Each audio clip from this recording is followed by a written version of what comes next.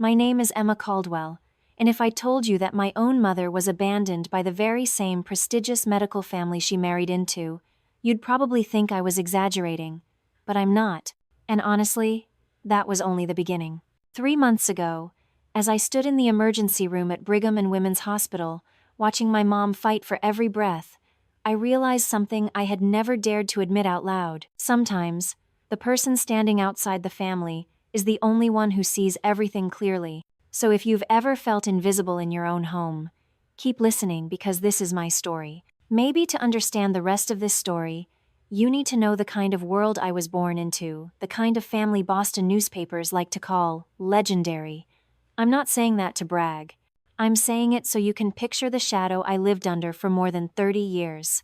The Caldwell family produced 3 generations of physicians, professors, researchers, and hospital executives. When I was little, the name Caldwell appeared in medical journals more often than it appeared in our own kitchen. The hallway walls were lined with portraits, and not a single one was missing a white coat or a plaque. Every member of my family represented one branch of medicine: surgery, hospital administration, advanced research, or public healthcare politics. And then, there was me, the one daughter who didn't belong to that world. While other kids were learning how to ride a bike, Jonathan was already enrolled in advanced science programs for gifted students.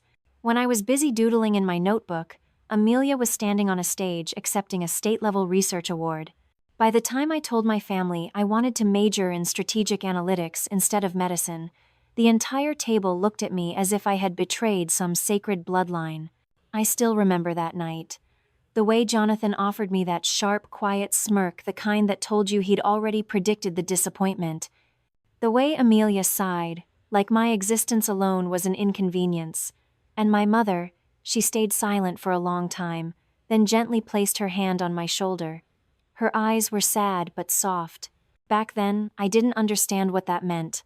Later, I would. I grew up surrounded by people whose every sentence could cut like a scalpel. She just can't handle pressure. Emma's not built for this field. Data doesn't save lives. She's smart, sure, but nothing she does matters to medicine. They said these things lightly, effortlessly, like breathing, but each word settled on my back like stone. They weren't cruel. They were just absolutely convinced that only medicine created real value in this world.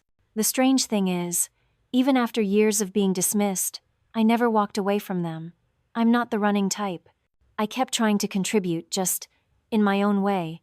When Caldwell Health Network's data infrastructure nearly collapsed, I rewrote half the storage system overnight. When the hospital's bed allocation program malfunctioned, I spent 8 straight hours fixing it. When winter illness trends needed forecasting, I built the predictive models. Nobody bothered to read them, but somehow everything ran smoother afterward. Almost a third of the system's technical improvements had my fingerprints on them. Just not my name. My name never appeared in any report, any memo, any recognition. So, I learned how to become a shadow present, useful, invisible. I sat in rooms no one really noticed me in. I spoke ideas that others repeated later without remembering where they'd heard them. I attended meetings only to be pushed to the back row. Eventually, I stopped trying to be seen. I kept working, letting the credit fall wherever it always fell. I told myself it didn't hurt. But it did. I just didn't know how to admit it. And then my mother got sick. No one in my family thought it was serious. They brushed off every symptom: the fatigue, the nausea, the dizziness, the pressure in her chest. They insisted they understood her better than she understood herself. Jonathan said she was stressed. Amelia said she was sleep-deprived. Someone even hinted she was overreacting. But I saw something different: the shift in her eyes, the slow weakening of her movements. Every time I suggested we get her a full evaluation, the family dismissed me. "Emma, stop worrying so much. Let the doctors handle it." And then one winter morning the call came. My mother was in critical condition. When I ran into the ER, she looked so small. Too small for the woman who had held our entire family together. No white coats from the Caldwell lineage were there. No Jonathan, with his confident stride. No Amelia with her clipboard. No one. Just me, the daughter they kept on the margins, sitting beside her. I took her hand. It was cold, but she squeezed mine tightly. And then she said something I will never forget. "Emma, you are still the only one who sees everything clearly." In that moment, every layer of fog inside me disappeared. I understood why I had always felt out of place. I understood why she stayed quiet the night I chose a different path. I understood that what I was facing wasn't about the company or the competition inside our family. It was the raw truth about loyalty, value, and how one person can truly see you, even when the rest of the world refuses to. And that was when everything began to change. Long before I realized that my mother had been planning something for me, something she had been quietly building for 15 years, something no one in the Caldwell family ever saw coming. After the night my mother was admitted, everything moved so fast I barely had time to realize I was living inside a nightmare. She was transferred to the 9th floor, the intensive care unit, where the cold, white lights were so harsh they scraped away every warm memory I had of my family. I remember stepping into the room, the smell of disinfectant mixed with the steady beeping of the heart monitor, each pulse sounding like it was counting down her remaining time. My mother lay there, her skin pale, her breathing thin, but her eyes were open, and she looked at me like she had been waiting for this exact moment. I stayed with her all night. Nurses came and went, checking vitals, adjusting IVs, but for 12 straight hours, not a single member of my family showed up. At one point, a nurse gently asked if I wanted to call someone. I gave a small smile and said they already knew. The truth was, I had texted the family group chat the moment the hospital called me. A short message. "Mom is critical. Room 9B. 3 hours passed. Then 4. Then 5. No reply. Around 3 in the morning, I tried calling Jonathan. The phone rang, then went to voicemail. I knew exactly where he was at the Four Seasons, attending the annual surgical conference. In my family, a night debating new operating techniques was apparently more important than the fact that our mother was fighting for her life just a few buildings away. When I called Amelia, she actually picked up. But her first words weren't, "How's Mom?" Instead, she sighed and said, "Emma, why are you calling me at this hour? I have a presentation tomorrow." I told her Mom was in critical condition. I kept my voice as steady as I could. She paused, then answered with a line I still don't know how to categorize careless or cruel. "Mom worries too much. It's probably a minor complication. The doctors are watching her. Right. I'm sure they know what they're doing. Don't make this bigger than it is." And she hung up. If I tell you I felt nothing in that moment, I'd be lying. But the feeling wasn't just pain. It was clarity, harsh, quiet clarity. All those years I'd been trying to earn a place in this family, trying to fix myself so they'd finally see me. All of it vanished, revealing one simple truth. They didn't see Mom either. And maybe they never had. By morning, the doctor told me her condition had worsened. She needed special directives signed immediately. I asked if we could wait for my family. The doctor looked at me with a kindness that felt almost apologetic. "If someone else is coming soon, that's fine. If not, we need a family member present." I looked down at my phone. No messages, no missed calls. Nothing but a dark, silent screen. So I signed. And for the next 2 days, I was the only person who signed anything for her. When Mom woke again that afternoon, she stared at me for a long time. Her hand trembled slightly as she motioned me closer. I thought she wanted to talk about her condition, but she didn't. She whispered 4 words, so soft I had to lean in until her breath brushed my cheek. "You're still here." Then she continued, each word slow, cutting straight into the place I had tried so hard to bury. "Some people stand with you when life is easy. But you are the only one who stayed when no one else came. I've always known that." In that moment, I wanted to cry. Not for the loss I knew was coming, but because for the first time in my life, I felt like I belonged to someone in this family. Not because of achievements or expectations, but simply because I was me. That evening, while I sat by her bed, a nurse walked in holding a sealed envelope. My mother's handwriting was in the corner. The nurse told me Mom had left instructions to give it to me when the time was right. I didn't open it, partly because I was afraid of what waited inside, partly because she was still breathing, and I didn't want to think about anything except the fragile rise and fall of her chest. She passed the next morning. The moment was so quiet. I remember every detail, the soft light from the window, the gentle patter of rain against the sill, the heart monitor slowing, then stopping. Her eyes closed, her face peaceful, as if she had completed something only she understood. I held her hand for a long time, until the doctor touched my shoulder. No one from my family was there, not one. After signing the death paperwork, I walked out with the envelope in my hand. It felt strangely heavy, like it carried more than paper. I didn't know how my life would change once I opened it, only that my mother never did anything without purpose. And I was right. Inside that envelope was the truth that would shatter the Caldwell family and open a door I had never dared to approach. Looking back, that was the moment my life split in two. The moment I stepped onto a path with no way back. I didn't open the envelope right away. It took almost 2 days after the funeral, after the house finally settled into its heavy, unbearable quiet, for me to find the courage to touch that sealed paper again. Something in me was afraid that once I opened it, I wouldn't be able to go back to who I was before. It felt like standing in front of a door you know will lead you somewhere entirely different. A place my mother had prepared for me, but not for anyone else in our family. When I finally tore open the envelope, the faint smell of old paper rose like the scent of time itself. And from the very first line, I knew this wasn't a simple farewell letter. Emma, if you're reading this, it means I'm no longer there to shield you from the part of the truth I've kept hidden for 15 years. I froze. Me fingers trembled. My mother had always been honest, but never dramatic. She didn't use heavy language unless there was something genuinely heavy to say. So if she wrote this, it wasn't about small family secrets. I kept reading. I know you think of yourself as an outsider in this family, but you were never an outsider to me. I saw your value when everyone else only looked at what felt familiar to them.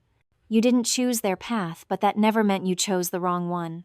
For a moment, I could almost hear her voice steady, warm, looking straight at me the way she did whenever she wanted me to believe in myself. And then came the part that made me set the letter down just to breathe. In me secure safe deposit box at Wells Fargo, number 2874 you'll find the complete documents for the ownership structure of Caldwell Health Network, including the portion I transferred under your name when you turned 18. I blinked. My heart dropped. Transferred to me. A total of 32% of the company is legally yours through an anonymous trust, activated upon my passing. I stared at the page, stunned. All my life, I believed Jonathan and Amelia were the ones holding the family's future, the ones introduced at every event, the ones praised in every press conference. I was the daughter who didn't follow the family profession, the one reporters forgot existed, the one relatives referred to vaguely as, Emma works, somewhere in tech, right? And now, in my hands, was proof that my mother had quietly given nearly a third of the entire network to me years ago. I kept reading, my hands still shaking. You may wonder why I kept this from you. I know, but I didn't hide it to punish you. I hid it because you weren't ready then, and they weren't either. You needed time to build the strength you have now, and they needed time to reveal who they truly are. I went still. She had seen it all, the snide remarks, the closed-door meetings, the cutting jokes that made me feel like I had chosen the wrong life. The looks of disappointment every time I talked about data instead of medicine. She had seen every moment I thought she never noticed. Remember, Emma, not everyone is bad, but not everyone loves you the way you deserve to be loved. In this family, some place the hospital above the patient, some place reputation above ethics, and some place personal ambition above their own mother's legacy. You'll understand it more clearly once you open the box. I gripped the letter tighter. My hands had gone cold. My mother hadn't just seen, she had prepared. She had even listed the names of the people I would need. Ethan Walker, her personal attorney, keeper of the legal structure of the trust. Dr. Sonia Green, independent board member, an old friend of hers. Rachel McCleary, financial advisor at Wells Fargo. Anthony Ruiz, former data analytics director, who once quietly collaborated with me when I fixed the hospital systems. Michael Stanton, a financial investigator who had been tracking internal misconduct for the last 3 years. 2 of the names were familiar, the other 3 sent a chill down my spine, because the presence of a financial investigator meant my mother had known something serious, something dangerous, long before any of us realized. At the bottom of the letter was a final line, one that made my throat tighten. Emma, you always believed you were the forgotten child. But you were never a shadow.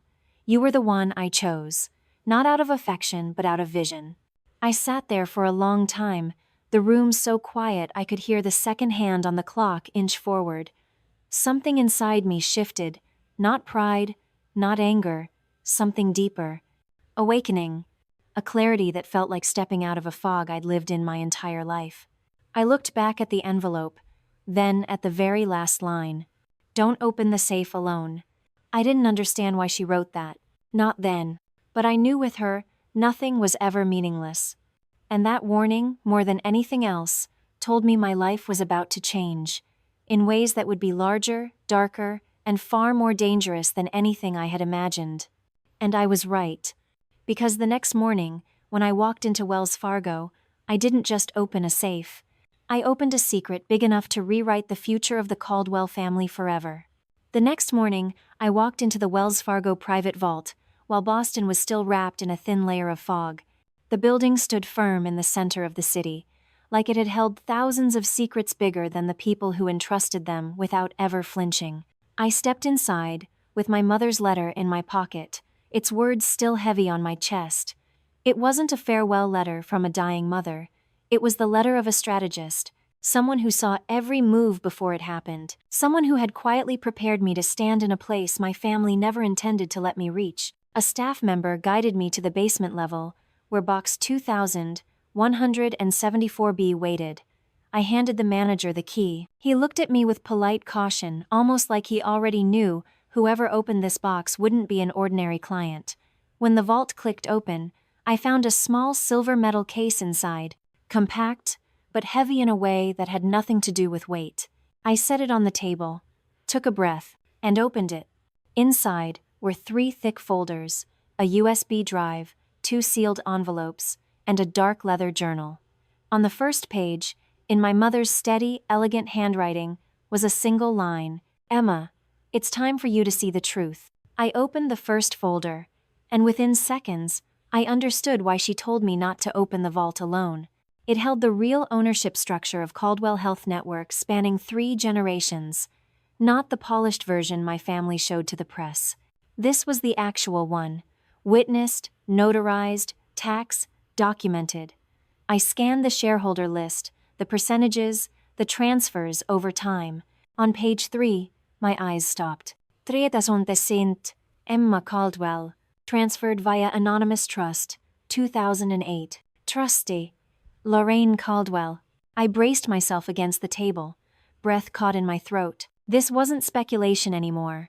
This was written proof. I was the largest shareholder of the empire my family had spent a lifetime pushing me out of. Then I opened the second folder. And that was the part that made my hands shake with equal parts fear, anger, and a clarity that felt like a curtain being ripped open. Internal misconduct. Dozens of reports detailing suspicious budgets under Amelia's management, external service fees with no invoices, charity funds diverted into administrative costs. Several pages were marked with red penny mothers, without a doubt, along with notes like, misused, unaccounted, requires further review. And there was more. The third folder contained investigative notes on a secret negotiation between Jonathan and an international pharmaceutical corporation. They planned to sell Caldwell Health Network at barely half its real value. And Jonathan, according to the attached agreement, would receive an 8-figure transfer fee. I set the folder down. My hands were cold. Every story they'd ever told me about medical tradition, family values, preserving our legacy, it all cracked apart. Nothing but masks. Masks meant to hide ambitions they never imagined I could uncover. Because in their minds, the daughter who didn't practice medicine wasn't capable of seeing through any of this. I plugged in the USB. Inside were audio recordings. One of them made my stomach tighten. Jonathan's voice. Caldwell Health doesn't need anyone doing tech. Emma's not a threat. She has no rights. Our plan will go exactly as expected. Amelia's voice, cold enough to cut glass. Let her think she's useful. Once the company's sold, we'll give her a ceremonial seat and push her out. She'll disappear on her own. I had no idea my mother had heard these recordings, and I had no idea she'd spent years preparing her counterattack against the very children she raised. I opened the first sealed envelope. Inside were the 5 names she trusted, just like the letter said, and I knew I had to meet them, not to ask for sympathy, but to do what she wanted me to do: take control, protect what mattered, and stop the forces trying to tear her legacy apart. The second envelope slid out from the bottom. Inside was just one small sheet of paper. One day, they will turn their backs on you, the way they turned their backs on me. But you must not let that break you. You are stronger than they believe, and stronger than you believe. I leaned back in the chair. No tears, no rage, just the feeling of finally seeing the whole room after a lifetime of standing outside a closed door. It wasn't pleasant, but it was real. When I walked out of the bank, one thing felt undeniably clear. I was no longer the Emma Caldwell they had spent years ignoring. I carried 3 folders, capable of reshaping the entire power structure of my family. And more importantly, I carried my mother's final intention, a plan she had hidden for 15 years, meant for one person only, one person they never saw coming. If you've ever been underestimated by your own family, I want to know if you felt this too. Leave me a single sentence in the comments. I want to hear your story. I walked out of Wells Fargo with 3 heavy folders in my hands, but the weight on my shoulders was so much heavier. Not because the truth was too big, but because I knew I was about to step into a confrontation I had spent my entire life avoiding. I'm not a fighter. I'm not someone who enjoys conflict or the feeling of eyes watching my every move. But my mother had left me a path I no longer had the option to walk away from. The family meeting was scheduled 2 days after her funeral. Jonathan called it a discussion on estate distribution and the future direction of Caldwell Health Network. His message sounded clinical, emotionless, like he was preparing for a medical seminar rather than addressing the legacy of the woman who raised him. I knew what this meeting was meant to be: their rehearsal for removing me from every decision-making role. What they didn't know was that I was carrying the one thing capable of blowing the entire performance apart. The meeting was held at Jonathan's house, the mansion the Boston press once called the cathedral of the Caldwell family. When I arrived, the living room was already full. A large presentation screen glowed at the front. Papers, laptops, confident faces everywhere, confident to the point of arrogance. Arrogant to the point they didn't even consider I might matter. Jonathan stood at the head of the table, crisp white shirt, navy tie, speaking with the sharp precision of a surgeon. Thank you for coming. Today we'll review the remaining estate matters, and more importantly, discuss the restructuring plan for Caldwell Health Network. I sat at the far end of the table, the seat they always reserved for me. But this time, I sat there because I wanted to. I wanted to see every face clearly before I flipped the entire board. Jonathan clicked to the first slide. As you know, Amelia and I have agreed to move forward with a merger between Caldwell Health Network and Virexon International. They've offered $610 million, which will benefit most of us significantly. It's a strategic step. I knew that number was nearly half the company's real value, and they knew it too. They simply didn't care, because their personal payouts were massive. Amelia rose, laser pointer in hand, voice sharp as a scalpel. Our family was built on medical expertise, not technology, not data analytics, not any outside discipline. Therefore, we propose that voting rights within the network be restricted to those with medical degrees. Every head turned toward me. Of course, that was the real objective.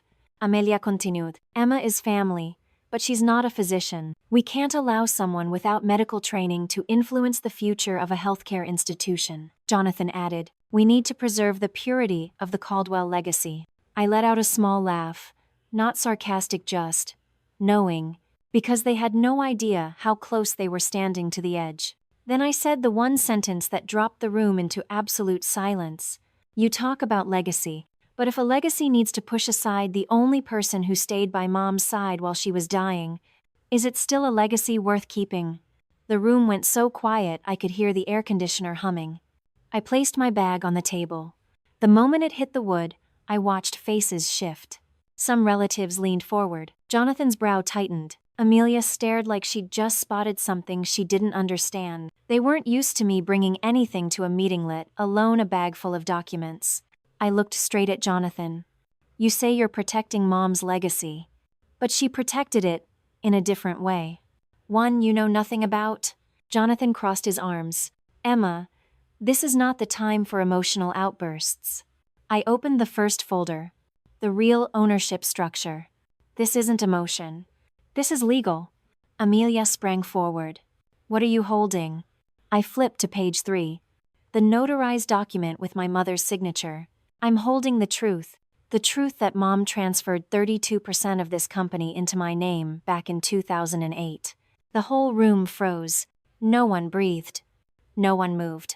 Jonathan let out a shaky laugh, the kind you make when you're terrified but trying to hide it. That's impossible. If Mom had done that, I would have known. I looked him dead in the eye. You didn't know, because she didn't choose you. For the first time in my life, I saw Jonathan, the brilliant neurosurgeon, the media's golden boy, completely lose composure. Amelia's voice cracked. Emma, you can't be serious. I dropped the second folder on the table. Her financial misconduct. If anyone's not being serious, it's the person who cut charity funds and labeled them as administrative expenses. Amelia froze. Her knuckles turned white around the laser pointer. The room erupted in murmurs. Some relatives stared at her. Some looked at me like they were seeing me for the first time. And that's when I delivered the hook. The question I knew would divide the room and ignite everything. I just want to ask one thing. In a family, does talent matter more than integrity? Or does integrity only matter when it doesn't threaten your own self-interest? You tell me. What's the real answer? And that's when the meeting truly caught fire. The room after my question fell into a silence so thick it almost felt physical, like it had weight, texture, temperature. I could feel it settling over everyone at that long wooden table, clinging to skin, tightening every breath in the room. No one spoke. No one dared. My question wasn't meant to be answered. It was meant to strip away masks, and clearly, it had done exactly that. Jonathan was the first to find his voice, though it sounded like it had just clawed its way out of a throat held too tight. Emma, this isn't a courtroom. We're having an internal discussion. I pushed the folder toward him. Exactly. And internal discussions need truth more than anything. Jonathan glanced down, saw the notarized seal and my mother's signature. I watched the exact moment all the confidence drained from his face. A flash of panic, brief, but unmistakable. Jonathan had just realized he wasn't the one in control anymore. Amelia shot to her feet, slamming the laser pointer on the table. Emma, you think you can wave a few papers around and declare authority. No one in this family ever heard about that ownership. There are no records in the system. Nothing proves this isn't fake. I met her eyes, calm and steady. Nothing. Then why do you think Mom kept a certified document with your signature on it in her private vault? That was hit number 2. I saw Amelia's spine jolt, her expression flicker. Jonathan yanked the folder toward him and started flipping through the pages. Some relatives whispered. Others stared down at their phones, fact-checking, or panicking, or both. Then I placed the next folder on the table, the internal investigation, outlining the secret sale Jonathan and Amelia had been orchestrating. My voice wasn't loud, but it hit the walls like a crack in stone. You plan to sell Caldwell Health Network for half its real value. And, in return, you'd receive a personal transfer fee of $12 million. Should I read that part out loud for everyone? Jonathan slammed the folder shut, gripping the table. You're misunderstanding the situation. It's a strategic negotiation. I leaned in slightly. A strategic negotiation, or selling Mom's legacy for a payout. Amelia cut in, voice sharp enough to slice air. Enough. Emma, you don't understand this industry. A merger benefits everyone. Caldwell Health is outdated. I looked her straight in the eye. Outdated. Who brought AI into our record system? Who built the predictive model that reduced diagnostic errors by 28%? Who fixed the bed allocation software you use every single day? Amelia froze. Her mouth opened slightly, but no sound came out. I continued. Caldwell wasn't falling behind.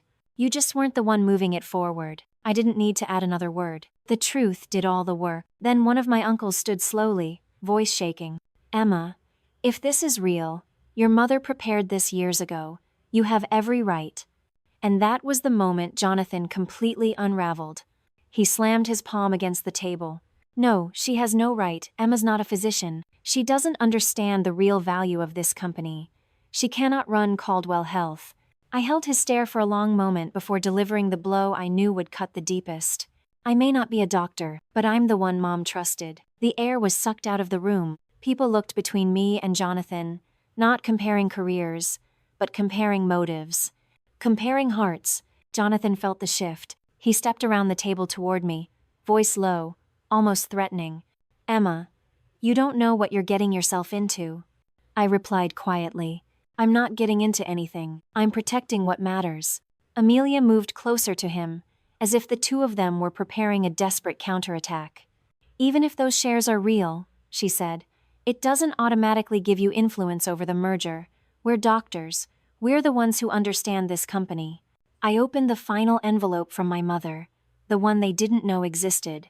This will clarify everything. I laid the document flat for the entire room to see. Mom's legal designation of the sole trustee with full voting authority over her 32%. One name only, Emma Lorraine Caldwell. Full voting power, 32%. Jonathan took a step back, Amelia's face drained of color. Relatives shifted seats, whispering furiously. I gently closed the folder and delivered the final sentence, the one that sealed the entire power shift. And that means, when it comes to the merger vote, I turned directly to Jonathan. I have veto power. The room exploded, relatives arguing, Jonathan shouting back, Amelia trying to regain control but failing completely. Their entire blueprint, months of secret planning collapsing in real time right in front of them. And me. I just sat there quietly, letting the truth do the talking. Because sometimes the greatest power is the moment you no longer need to prove anything at all. After the room exploded with the truth I had just laid on the table, Jonathan tried desperately to reel the meeting back under his control, but his voice was swallowed by the chaos. Relatives with trembling hands flipped through documents. A few hovered over Jonathan, demanding to know if any of this was real. Younger cousins moved away from the table entirely, backs against the wall, staring like everything they'd heard about Jonathan leading the future had just evaporated. I watched it all, not with triumph, but with the same clarity I used to see in my mother's eyes. I understood finally why she had stayed silent for so many years. Because sometimes silence isn't weakness. Sometimes silence is preparation. And the moment she was waiting for had finally arrived. Jonathan slammed his hand on the table again, his voice rising with every word. No one here accepts this. Emma is destroying everything this family built. I lifted my head. Everything this family built, Jonathan. If this truly was a family, then where were any of you when Mom was dying? The sentence sliced through the room like a blade. The arguments didn't just quiet, they died. A stillness filled the space, so heavy it made the air feel thinner. Jonathan froze. His face shifted, the color draining. I hadn't raised my voice. I hadn't insulted him. I had simply spoken the truth. And truth is sometimes the only thing a person has no defense for. You talk about legacy, I continued. But when she needed you the most, where were you? When she needed someone to sign an emergency authorization, I was the only one standing by her bed. You didn't even read the message. Some relatives lowered their heads, finally seeing something they couldn't excuse or rewrite for him. Amelia stared at me hard, as if searching for one last crack in my armor. Emma, she said, her voice tight, you're misunderstanding. Mom didn't want you turning against the family. She trusted us. She wouldn't possibly hand everything to you. You don't have the experience. I took out my mother's final envelope, the one I had read 3 times alone, each time more difficult than the last. Now I placed it where every single person could see it. There's something Mom wanted me to say. Jonathan's brow twisted. What? I took a breath and read the final lines of her letter, the ones she wrote knowing her life was ending. They know how to save a life inside a room, but you know how to save the system around it. Don't fear being different. Your difference is what will save Caldwell Health from the hands that want to turn it into profit. I looked up. Mom knew exactly who was doing what. And she gave me 32% not because of affection, but because of ability. A ripple went through the room, soft at first, then swelling. Relatives whispered, ability, vision. She planned this. She really planned this. Jonathan's fists clenched, his jaw twitching as if he was fighting to hold himself together. "Emma," he forced out, "what do you want? Our parents built this with their sweat, not for you to tear it apart." I met his eyes, steady, grounded, steadier than I ever expected to be. "I want to protect what Mom wanted to protect, not what you want to sell." That was the moment Amelia realized the ground beneath her was crumbling. She stepped closer to Jonathan. "We have to stop this. If people see all of this, we'll lose our leadership. Everything." The room fell silent again, and that's when I set down the next hook, the one meant to make anyone listening argue endlessly. The thing that destroys a family isn't the truth coming out. It's the people who are terrified of being seen for who they really are. This time, the room erupted not into chaos but into real debate. One side stood with Jonathan. Another stood with me. The rest looked shaken, unsure what to do when the man they'd worshipped for years now looked like a pillar with cracks running down its center. Jonathan tried one last time to regain control. "No one decides on the merger until we vote." He tilted my head. "You're right. So let's vote." He laughed loud and bitter. "You think your 32% is enough to win?" I smiled. "Not just mine." I turned to the people who had quietly supported my mother for years. The ones who didn't benefit from the sale. The ones who cared about the patients, not the payout. "To everyone who wants to protect Mom's vision," I said, "cast your vote now." A few stood first. Then a few more. Then even more. Jonathan's face drained as he realized the one thing he had never prepared for. He was losing power. And as for me, I understood something with absolute clarity. This was only the beginning. The family meeting was only the surface. I knew the real battle would take place at the shareholders' assembly, where more than 300 people, including hospital board chairs, investment fund representatives, lawyers, journalists, and Boston's biggest healthcare institutions would be present. That was the stage Jonathan and Amelia believed they would dominate, where they'd announce the new future of Caldwell Health and push me into the shadows for good. But they didn't know that the stage they were stepping onto was the one my mother built, and the one I was about to activate. The day of the assembly arrived with a gray, heavy Boston sky. No rain, just a quiet weight in the air, as if even the weather knew something much bigger was coming. I arrived at the Fairmont Hotel an hour early. Sat quietly in the back row, documents resting on my lap. I wasn't there to make an impression. I was there to end something.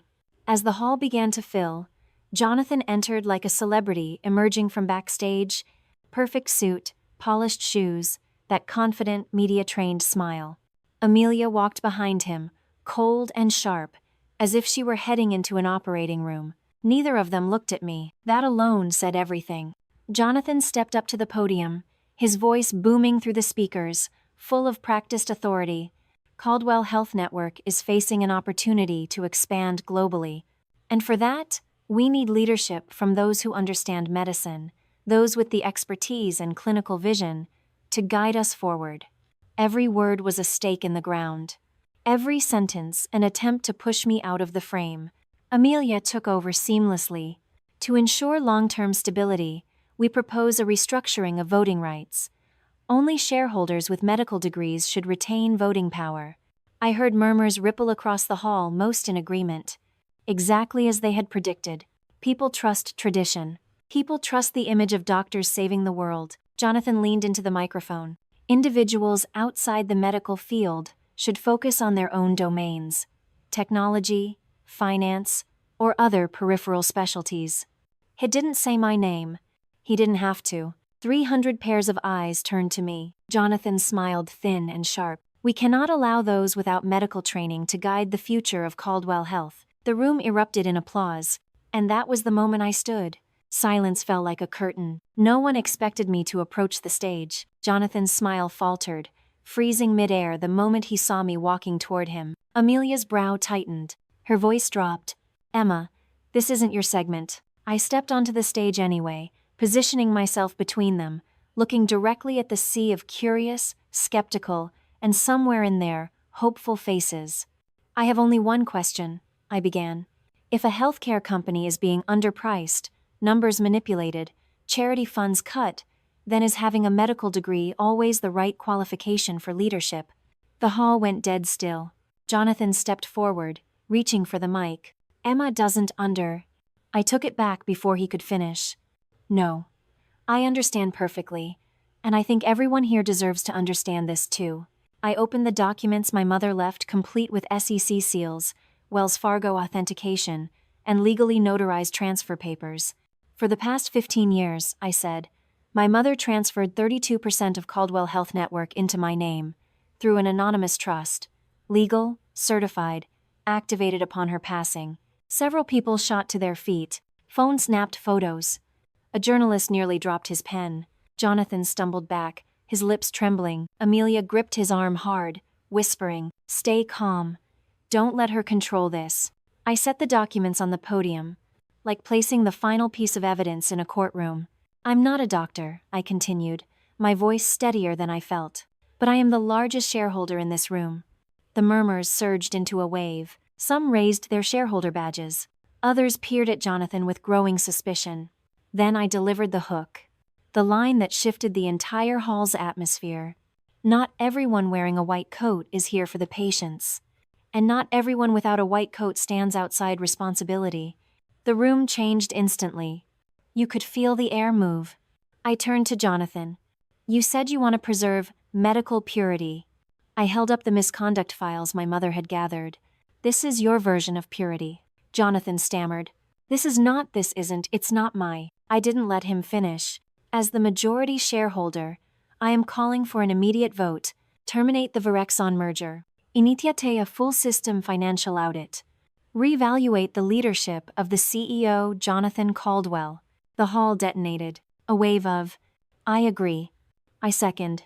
I support Miss Caldwell, echoed around the auditorium. Jonathan looked shell-shocked, like a skyscraper with its foundations ripped out. Amelia's face went pale enough that I thought she might faint. And I realized something. This wasn't Emma versus Jonathan. This wasn't sibling rivalry. This was my mother's truth. Finally standing in the light. When the voting began, I stood still, not celebrating, not smirking, simply calm. Because sometimes, the most powerful revenge isn't shouting to prove you're right. It's standing quietly, when you no longer have to prove anything at all. After the vote at the Fairmont Hotel, everything shifted faster than I expected. News spread within hours. Boston headlines screamed, "The overlooked daughter becomes Caldwell Health's largest shareholder." The biggest power flip in New England healthcare. Is a white coat still the only measure of medical integrity? While the media exploded in every direction, my family imploded in a completely different way. The next morning, when I walked into the temporary office assigned to me in the Caldwell building, I had over 10 unread messages, relatives, people who, for years, only texted me when they needed tech help, but now, they use names they'd never used before. Emma dear. Sweet Emma. Our brilliant girl. One cousin even wrote, I always knew you had leadership potential. I just never had the chance to tell you. I laughed. She was the same person who once told me to my face, Emma should stay in the back office. Don't dream about board meetings. But what surprised me more was the message from Amelia. Emma, can we talk? I want to explain. Explain what? Why she tried to strip me of voting rights. Why she siphoned off Mom's charity funds. Or why she once called me an unqualified outsider. Jonathan didn't text. He came straight to my office. No knock. No permission. Just walked in like he still owned the place. He stood in front of me, hands in his pockets, trying to look composed, but his eyes couldn't hide the desperation. Emma, I think we started wrong. We can fix this. Caldwell Health needs both of us. I stared at him in silence, letting him hear the tremor in his own voice. You have 32%, he continued. But I have the operational experience. If we combine our strengths, we can be unstoppable. I don't want to be your enemy. That was the line of a man who had lost. Not because he wanted to make peace, but because he wanted to survive. I put my pen down. Jonathan, you're not here to collaborate. You're here to save what you still have left. His throat bobbed as he swallowed. You don't understand the pressure of running a hospital. I've carried. I cut him off. What pressure is heavier than Mom lying in a hospital bed and you not showing up? Jonathan froze, as if the room had slapped him. He looked at the floor, then he said something I never imagined I would hear from him. Emma, give me another chance. I leaned forward, both palms on the desk, my voice slow and precise. Jonathan, a second chance isn't something I took from you. It's something you threw away. A had no response. He left the room quietly. The door clicked shut, soft, but final. I knew exactly what that sound was. The end of an era in which he believed he was the only rightful heir. That afternoon, Amelia showed up, not proud, not powerful. Just a woman trying to find something to hold on to. Emma, I was wrong. Her first sentence startled me. I looked at her, said nothing. I thought you didn't understand this industry. I thought only physicians should lead. I thought you were weak. Her voice cracked, but clearly, I misjudged you. I stayed quiet, not to punish her, but because she needed to empty her own truth. Can you let me stay on as Director Emma? I need this job.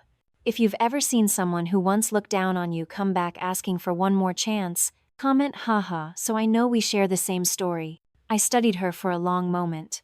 There were 100 reasons to say no. But there was one reason to consider it. My mother didn't want to destroy Caldwell Health. She wanted to save it, rebuild it. And rebuilding requires people who can learn, really learn from their mistakes. I took out the audit documents I had asked legal to prepare. You can stay, I said, but under board supervision, and if even one mistake repeats itself, even a small one, you'll be removed. Amelia nodded, quickly. Too quickly. She left the room with her pride peeled away. When the door shut behind her, I leaned back in my chair. For the first time in years, I felt like I was sitting exactly where I was meant to sit, in a position no one handed to me, a position I claimed through ability, and through the trust of the one person who ever truly saw my worth. That was the moment I understood. Real power isn't when you defeat them. Real power is when they are forced to see you differently. Does remorse still count once power has shifted? I looked out the Caldwell Health office window, the afternoon light washing over the city like a quiet reminder. This story was never just about being seen. It was about choosing who gets to stand with me moving forward. And now, only 2 words mattered. Selective loyalty. When the family finally left, the office sank back into silence. No more accusations. No more excuses dressed up as moral principles. Just me, my mother's stack of documents, and the last light of the sunset stretching across the glass like a long, fading memory. I sat there for a long time, letting everything that happened settle into place, not to savor a victory, but to recognize that my life had shifted forever. From the daughter they dismissed, to the guardian of a legacy my family had quietly lost sight of. In that stillness, I finally understood something. Some battles aren't about proving who's right. They're about reclaiming the part of yourself you always deserved. The days that followed, I threw myself into work like I'd been waiting for it my whole life. I met with every board member, every hospital director, every department head, every technical advisor. I didn't talk about power. I talked about something my mother once whispered to me. Caldwell Health exists to heal, not to profit. And somehow, when those words left my mouth, people believed them. Maybe they were tired of Jonathan and Amelia's power games. Maybe they saw a piece of my mother in me. Or maybe, for the first time in years, they felt that Caldwell Health finally had a leader who listened. Week after week, the changes took shape. The charity fund was restored. Free programs for low-income patients expanded. AI diagnostic analysis was implemented system-wide. Wait times dropped. Errors dropped. Complaints dropped. One of the senior nurses who had been at Caldwell for over 20 years held my hand and said, "Miss Emma, this hospital finally has a heart that beats for the patients." I smiled, because that was the sentence my mother would have cherished most. Jonathan and Amelia. Jonathan lost 3 advisors, 2 board seats, and in the end, he packed up and left Boston to start over. He sent me one short email before leaving. "Emma, I hope someday you'll forgive me." I didn't respond. Forgiveness isn't a gift I owe him. It's a door each person has to find for themselves. Amelia stayed. She worked harder than she ever had. No more posturing, no more grasping for control. We weren't friends, not even close, but there was respect. And sometimes, respect is all a professional relationship needs. Where does the story end? Not at the Fairmont Hotel. Not in the office. Not in that family meeting. The story ended on a quiet Saturday morning when I went to visit my mother. I stood at her grave, fingers resting on the cold stone that somehow felt warm. Beside it was the simple bouquet I brought, nothing extravagant. Just like her, I told her everything, that the underpriced merger was gone, that Caldwell Health was finally growing the way she envisioned, that I was stronger than I ever believed I could be. And then I whispered the one thing I knew she would understand. You chose the right person. But more than that, thank you for making me find myself. A soft breeze passed by, scattering a few petals at my feet. I looked up, and for the first time in a long time, I felt peace. Not the peace of revenge, but the peace of protecting the right things. If my story reminded you of your own, or made you realize that sometimes you have to lose something to discover your real worth, take a moment to subscribe. Who knows? The next story might be exactly the one you need to hear.